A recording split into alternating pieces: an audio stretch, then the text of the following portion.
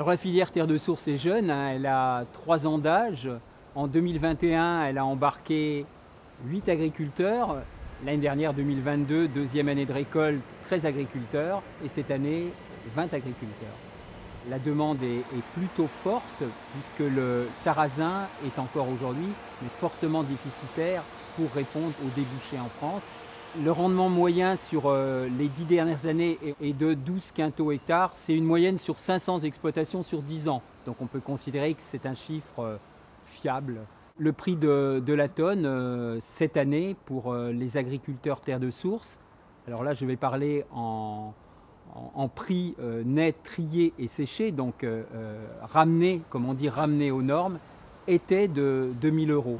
L'année d'avant, il était un petit peu inférieur. Le premier avantage de contractualiser avec Terre de Source, c'est permettre à l'agriculteur de plutôt bien valoriser son sarrasin.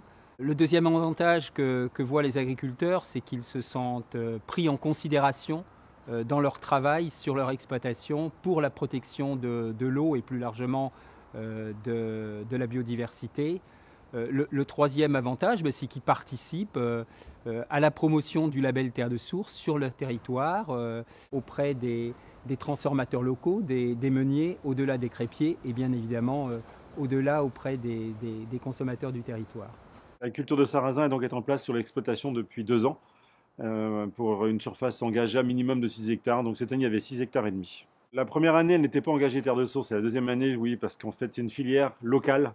Et c'était vraiment dans notre ADN en fait, de l'exploitation de travailler sur du local. Terre de source s'engage à racheter mon blé noir. Et moi, je m'engage simplement à leur vendre et à assurer le minimum de 6 hectares. Et également de faire une vérification qu'il n'y a pas de datura dans les parcelles, un survol par drone. Le premier passage de drone est financé par Terre de Source.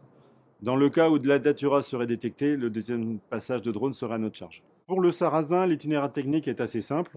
Pour ma part, je réalise un labour précoce, un labour roulé, afin de réaliser un faux semis. Et ensuite, il va être semé. Alors, les dates de semis sont variables. On va s'étaler entre le début mai et fin mai.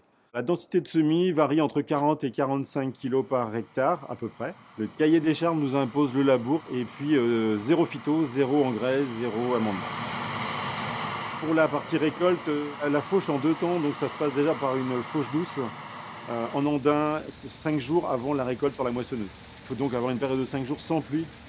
La récolte du blé noir sur l'exploitation, toutes les récoltes sont faites par entreprise de toute façon. Ouais. Agronomiquement, le sarrasin m'a apporté une culture de printemps supplémentaire, chose qui me manquait par rapport à un problème de résistance sur les parcelles.